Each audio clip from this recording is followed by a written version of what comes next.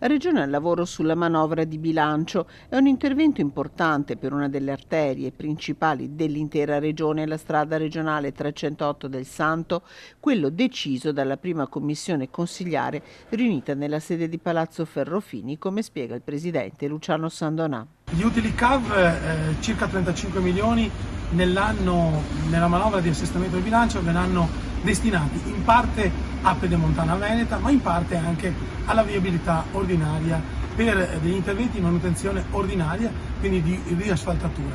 Per quel che riguarda la strada regionale 308, quindi a partire dai comuni di Campodarsego fino a Castelfranco Veneto, verranno destinati circa 6 milioni di euro per una riasfaltatura complessiva dell'arteria stradale. I lavori interesseranno in particolare i comuni padovani di Campodarsego, Borgoricco, Camposampiero e Loreggia e nel Trevigiano, Resana e Castelfranco Veneto. Altri 3 milioni di euro resteranno nel Padovano e andranno alla strada regionale 516 Piovese.